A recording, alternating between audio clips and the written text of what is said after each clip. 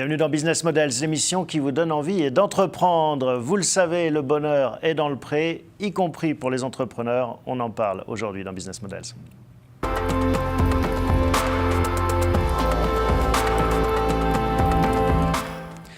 Bonjour Quentin. Bonjour Thomas. Bienvenue dans Business Models. On va s'intéresser à votre défi. Vous avez décidé de révolutionner l'agriculture, en tout cas de contribuer à améliorer l'agriculture et tout ce que ça implique en termes d'enjeux environnementaux. On commence cette rubrique souvent par s'intéresser à l'actualité. Est-ce qu'il y a des choses qui, au cours des dernières semaines, vous ont marqué ?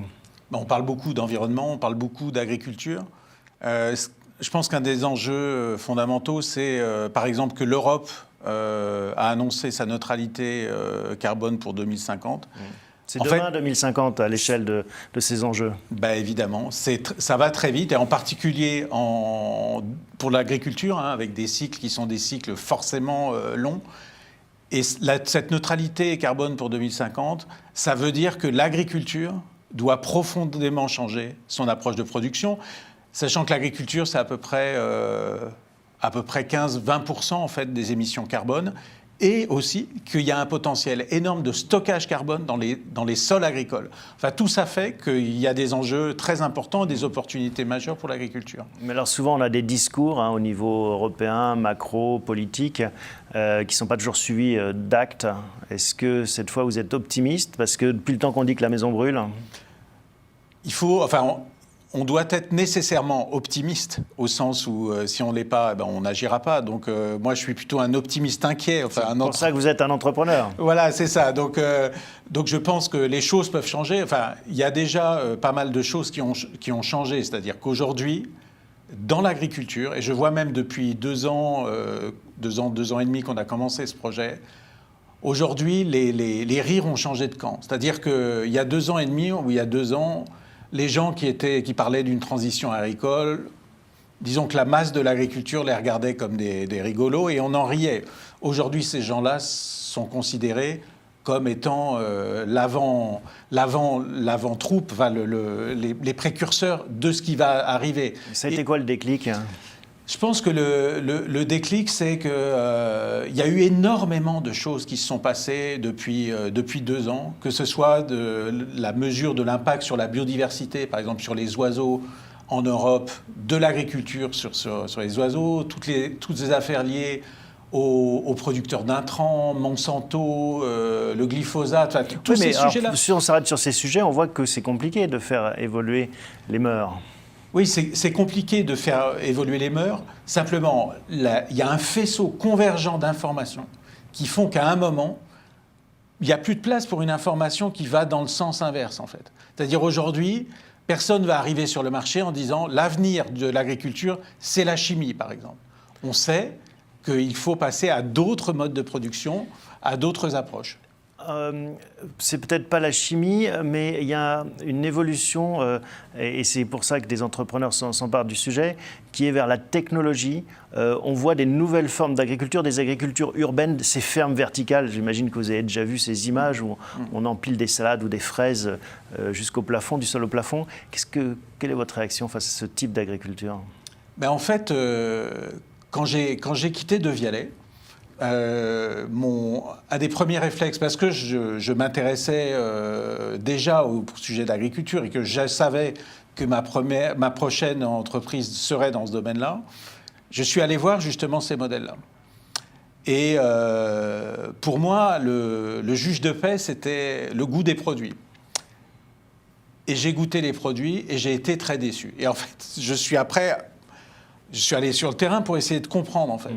En fait, quand notre alimentation, pour être de qualité, elle doit vivre dans un monde vivant, bactériologiquement extrêmement riche, complexe, que la nature nous fournit. Et on n'arrive pas à le reproduire sous hangar ? De fait, quand on essaie de le reproduire sous hangar, on fabrique quelque chose qui ressemble à la vie, mais qui n'est pas la vie. Et dedans, il n'y a pas ni la qualité, la diversité et le talent de la vie. C'est-à-dire que, voilà, c'est comme... C'est un peu comme quand on croque dans une tomate pleine terre et puis une tomate hors sol. Et voilà, la différence, c'est bien ça. Donc il y a cet aspect-là. L'autre aspect, qui est peut-être plus fondamental, c'est que ça peut être des solutions intéressantes à certains endroits, dans certains contextes, etc. Pourquoi pas? La question, c'est est-ce que ce modèle-là peut remplacer un modèle de production agricole dans la nature? Et la réponse, c'est absolument pas. C'est pas envisageable. Et c'est pas envisageable parce que en termes de quantité, de production, d'espace, etc., ce n'est pas possible.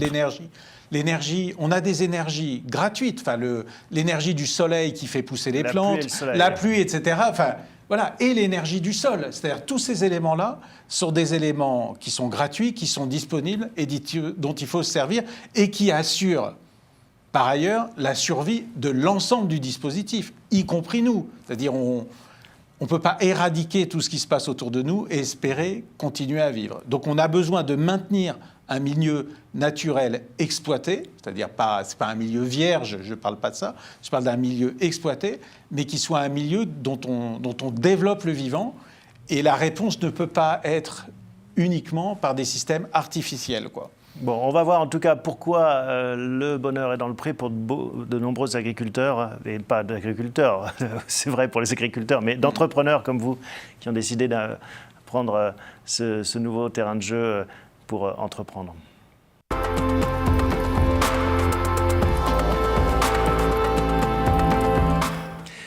Alors, on sent qu'il y a un engouement pour ce qu'on appelle, ce qu'on catégorise comme l'agritech, cette agriculture revisitée par des entrepreneurs qui y apportent une dimension technologique. Comment est-ce qu'on explique justement cet engouement ? En fait, les mutations à conduire dans l'agriculture sont absolument gigantesques. Les sols, c'est 95%. Les sols agricoles, c'est 95% de notre alimentation. 52% de ces sols sont en mauvais état. Ça veut dire que rien qu'en prenant ce paramètre-là, il va falloir faire des efforts absolument considérables en matière technique, dans l'approche de notre production agricole, pour être capable de résoudre ce type de problème.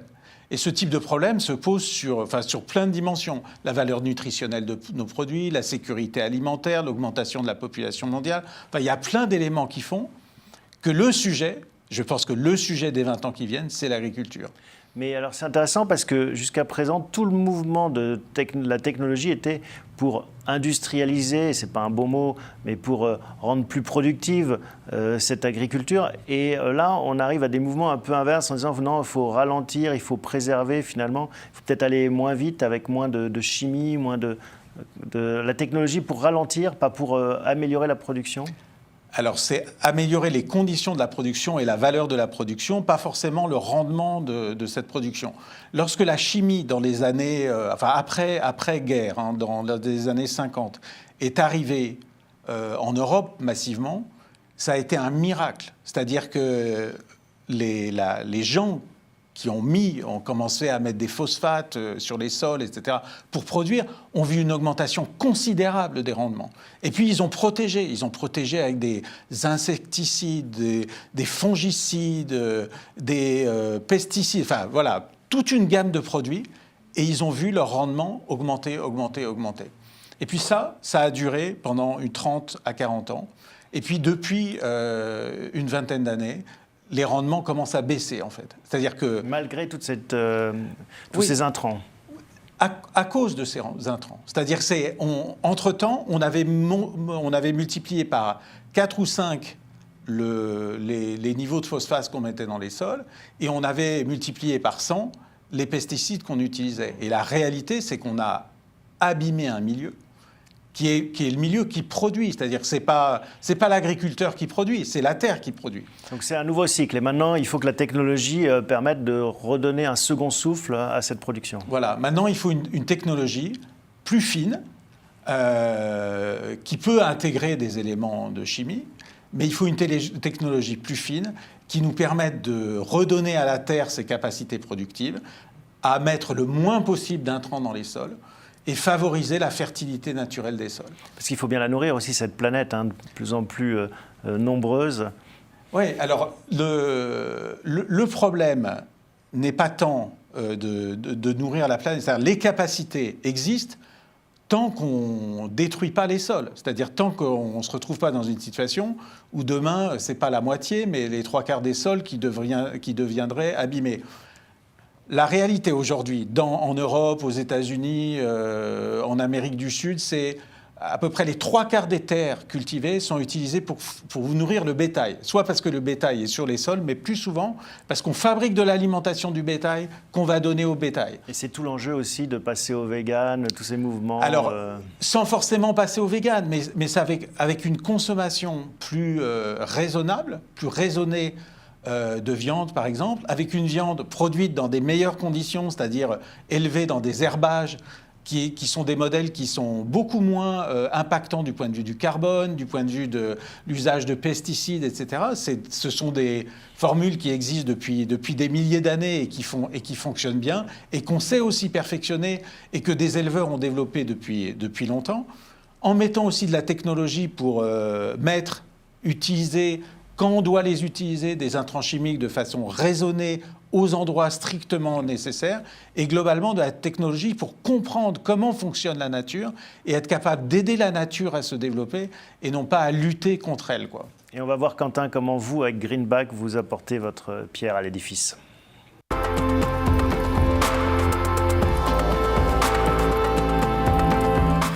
Alors Greenback, c'est le nom de la nouvelle entreprise que vous avez lancée il y a un peu plus de 2 ans maintenant. J'aime bien m'arrêter sur les noms des entreprises pour commencer. Greenback, il y a un jeu de mots avec le billet vert. C'est le nom du dollar, en fait, Oui, Greenback. c'est Greenback. Alors la baseline, c'est Soil Rating for a Green Revival. Donc c'est de la notation des sols pour revenir à un sol plus vert, enfin une situation... C'est une agence de notation un peu comme Moody's, Fitch ou Standard & Poor's dans la finance. C'est une agence de notation qui va évaluer l'état de santé des sols pour donner à tous les acteurs qui s'intéressent, enfin qui sont impliqués dans l'agriculture, une mesure de leur impact sur l'état de santé du milieu. Parce que l'état de santé des sols, c'est l'état de santé de la planète en agriculture, quoi. C'est la clé de tout. Alors pourquoi Greenback? Pourquoi ce nom? C'est pour ce clin d'œil. C'est-à-dire, c'est ce clin d'œil... L'idée, c'est de faire des dollars aussi. Ouais, c'est-à-dire... Quand on émet une information, quand on émet un rating, quand on émet une notation, de fait, on émet comme une monnaie. C'est exactement la même chose. On émet une valeur la valeur de cette monnaie, elle est liée au crédit qu'on peut lui apporter, c'est-à-dire quel crédit on va pouvoir apporter à la notation Greenback et quel crédit tous les acteurs de la chaîne vont pouvoir lui accorder jusqu'au consommateur final. Et c'est ça l'idée. Donc on imprime des billets presque. Voilà, donc le Greenback, donc le billet vert, c'est le billet émis pendant la guerre de sécession américaine. Voilà, c'est le premier billet vert. Comment ça marche alors, Greenback?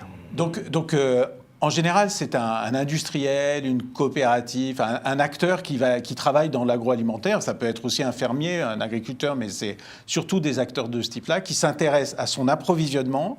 Et en fait, il veut connaître l'état de santé des sols sur lesquels il s'approvisionne. Voilà, quel est l'état de santé de ces sols-là? Quelle est la qualité des pratiques agricoles qui sont faites sur ces sols-là?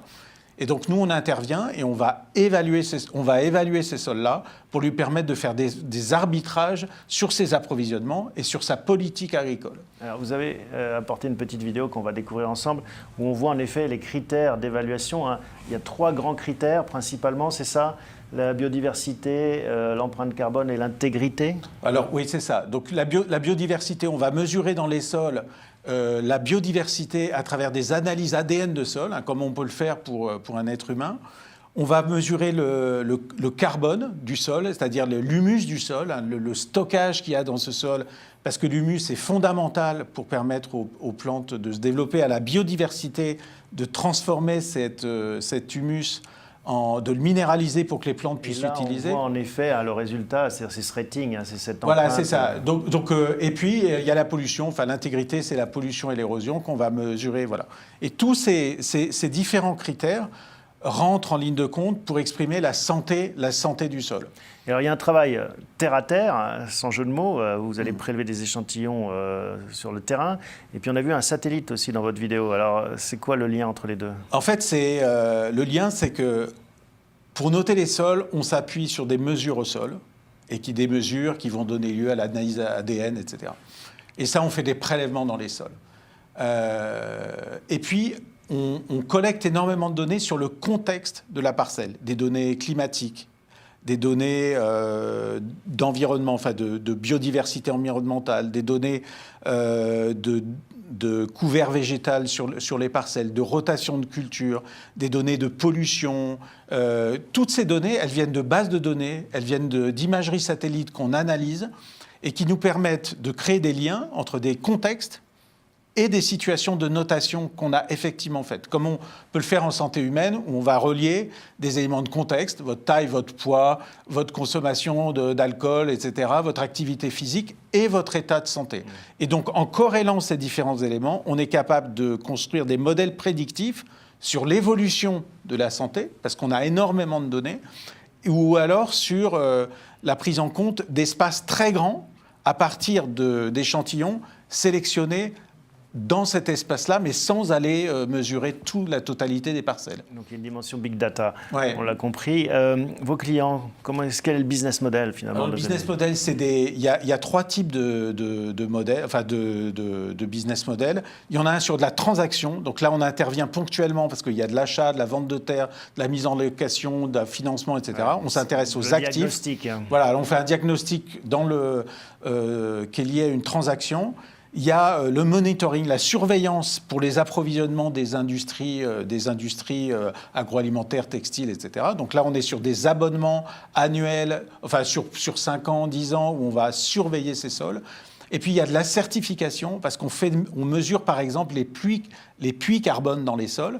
Et donc là, ça peut donner lieu à des contreparties de financement qui viennent de gens qui veulent faire de l'offset carbone, ou qui veulent compenser leurs émissions carbone. Voilà, qui veulent compenser leurs émissions carbone, ou alors des États, des organisations internationales qui veulent aider des agriculteurs à assurer la transition agroécologique, et donc qui vont lier des subventions au fait d'être capables de mesurer l'impact de leurs pratiques sur les sols. Alors on a rappelé l'enjeu qu'il y avait en ces matières. Est-ce que le marché est mûr? Est-ce que les acteurs sont prêts à justement investir dans des solutions comme la vôtre? Nous, on trouve que ça a beaucoup changé depuis peu de temps. Je pense qu'aujourd'hui, les consommateurs, de fait, veulent savoir. C'est-à-dire que, y compris dans les boutiques de luxe, les gens veulent savoir d'où vient le cuir, d'où vient le coton, d'où vient la laine. Oui, mais vous dites dans les boutiques de luxe. Y compris dans des boutiques de luxe où on achète une image, voilà. Et évidemment, dans l'alimentation, c'est évident. C'est-à-dire que voilà. On est prêts, nous consommateurs, vous pensez, on est mûrs pour payer un peu plus cher pour avoir une alimentation respectueuse et saine? De toute façon, quoi qu'on fasse, ça coûtera plus cher. Parce que Et surtout si on ne fait rien. Mais surtout si on ne fait rien. C'est-à-dire si on passe de 52% des sols dégradés à 90% des sols dégradés, il restera de la nourriture pour très peu de gens, quoi. Et donc elle vaudra encore plus cher. Ça vaudra forcément plus cher. La réalité, c'est que les consommateurs font déjà très attention, le développement du bio, etc. Et puis ça va se faire par strates. C'est-à-dire au début, vous le faites parce que vous avez un enfant petit, etc. Et puis vous commencez à acheter des produits en disant « il faut que je fasse attention, les carottes que j'achète, qu'elles soient... Voilà, je vais plutôt lui prendre du bio, ou je vais prendre auprès d'une filière qualité que je reconnais, etc. » Donc, et peu à peu, vous changez votre consommation. Et puis il y a des gens qui vont très vite, puis il y en a des gens qui mettent moins de temps. Mais globalement, la tendance, elle est très, très forte, quoi. Bon, on va voir, Quentin, ce qui anime l'entrepreneur que vous êtes maintenant.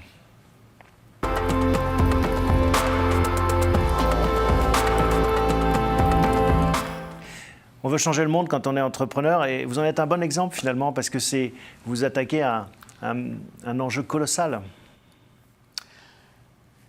Je ne sais pas faire autre chose en fait. Je suis entrepreneur faute de pouvoir faire autre chose. Donc ce que j'aime, c'est m'attaquer à des défis importants et qui me motivent, dans lesquels je vais mettre une énergie déraisonnable en fait. Je pense que les enjeux liés à l'agriculture, à la biodiversité, au paysage, au changement climatique, ils sont démentiels je ne me vois pas faire autre chose. Honnêtement, C'est presque une vocation, un appel, on pourrait tout dire. me paraît dérisoire à côté de ça, en fait. Donc, Et il y a une dimension rebelle aussi dans la motivation. C'est dire, tiens, je vais me coltiner un défi finalement que peu auraient envie de relever. il y a un optimisme rebelle. C'est-à-dire qu'il y a l'envie de faire, la croyance dans le fait qu'on peut agir. C'est-à-dire, je pense qu'on peut agir. Ce qu'on a fait, on a fait la situation actuelle. On peut le défaire, c'est-à-dire on peut contrer ça, on peut développer autre chose. Et ça sera le fait d'homme, de même que ça a été le fait d'homme, quoi, enfin, d'hommes et de femmes, bien sûr. Mais voilà, donc on peut agir, on peut être acteur de ce changement. Il n'y a pas de fatalité. Non, il y a une forme de solastalgie, donc il y a une forme de désespérance face à la situation, mais qui doit nous pousser à agir et pas à attendre que tout s'effondre, quoi. Alors vous l'avez mentionné furtivement, mais en effet, vous êtes un serial entrepreneur. Hein, vous avez cofondé De Vialet, une entreprise aussi qui avait une vocation à changer les choses. Comment est-ce qu'on apprend finalement de ces différentes expériences d'entrepreneur? J'imagine que repartir sur un projet très différent, ça doit être quelque chose d'à la fois excitant et angoissant, c'est-à-dire je dois recommencer de zéro. C'est tellement, enfin, ce qui est extraordinaire, c'est le début en particulier, c'est-à-dire c'est quand on apprend beaucoup. C'est-à-dire qu'est-ce que je sais de la biologie des sols, du problème du stockage carbone dans les sols, des problématiques d'ADN, etc. Rien en fait. Et donc je crée une équipe avec des biologistes, avec des spécialistes de la data, sur des sujets qui travaillent sur des sujets auxquels je ne connais rien. Donc il y a une excitation très forte au fait d'apprendre tous les jours et d'être capable sur tous ces nouveaux sujets d'apporter quelque chose. C'est-à-dire en tant qu'entrepreneur, de permettre de faire des choix qui vont construire quelque chose de nouveau et d'excitant, quoi. Vous ne voyiez pas faire autre chose après cette expérience de Vialet qu'être entrepreneur, que de relancer une aventure? Compte tenu des enjeux que j'évoquais, je ne me vois pas rester dans mon jardin à attendre que le temps passe, quoi. Non, mais aller travailler chez Danone, par exemple.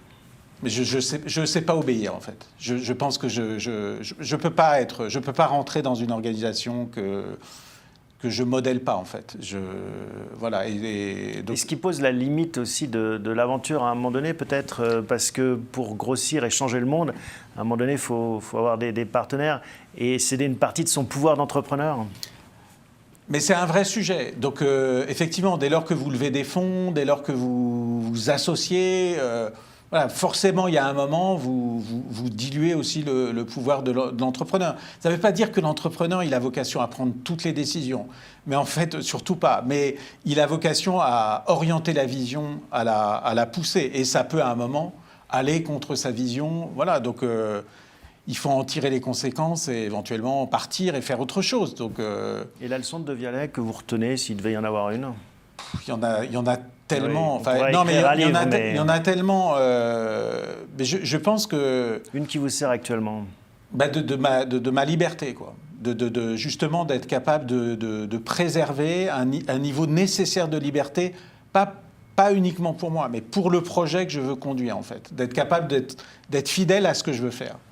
Cette émission s'appelle Business Models parce qu'on aime bien faire référence à des modèles qui peuvent inspirer les entrepreneurs. Est-ce qu'il y en a? Est-ce qu'il y a des hommes ou des femmes qui vous ont inspiré ou qui vous inspirent? Alors, il y en a beaucoup qui m'ont inspiré, que ce serait un peu tarte à la crème, voilà, Apple, etc. Enfin, des sujets comme ça qui m'ont inspiré pour des moins connus, alors, peut-être? Non, mais après, des moins connus, je vais prendre l'exemple, là, pour le coup, pas tarte à la crème, de l'agriculteur qui est juste à côté de chez moi en Normandie. Donc c'est un agriculteur il a 2 fermes, il fait de la vente à la ferme, il a repris la ferme de son prédécesseur et son prédécesseur, ça avait été le premier agriculteur à faire de la vente à la ferme il y a une 30aine d'années en Normandie. Et il a développé ça avec un succès absolument incroyable. Et ils ont développé, donc, c'est de la viande de porc, de la charcuterie, et puis ils ont rassemblé d'autres agriculteurs en maraîchage, etc. Donc aujourd'hui, c'est devenu presque un centre commercial local. Et puis là, ils ont ouvert la semaine dernière un autre point de vente dans une autre ferme à une vingtaine de kilomètres de ça. Et en fait, ces gens-là, c'est des gens, fondamentalement, sont des agriculteurs, mais ils ont compris qu'aussi, s'ils voulaient être acteurs de ce changement-là, il fallait qu'ils sophistiquent leur business model et qu'ils soient aussi indépendants, d'une certaine façon, des marchés, quoi. C'est-à-dire le marché qui achète le porc à 1,95 € le kilo, si vous répondez uniquement à ce marché-là, de fait, vous ne pouvez pas développer un système rentable. Pour remonter la chaîne de valeur. Voilà, et donc c'est ce qu'ils font. Et c'est ce qu'ils font avec une activité qui paraît très simple, mais qui, dès lors que vous devez multiplier les métiers comme ça, parce que vous continuez à être agriculteur, vous continuez à être éleveur, continuez à faire de la production de qualité, mais en plus, vous avez un contact avec les consommateurs, vous avez une équipe de charcutiers, une équipe de bouchers, de gens, d'acheteurs, etc. Et c'est vrai, les agriculteurs sont aussi des entrepreneurs. Et c'est les entrepreneurs qui sauvent le monde. Merci Quentin de votre témoignage. À bientôt. Merci, et puis Thomas. bon vent pour Greenback. Merci beaucoup. Voilà, merci de votre fidélité pour Business Models. On se retrouve la semaine prochaine avec un nouvel entrepreneur.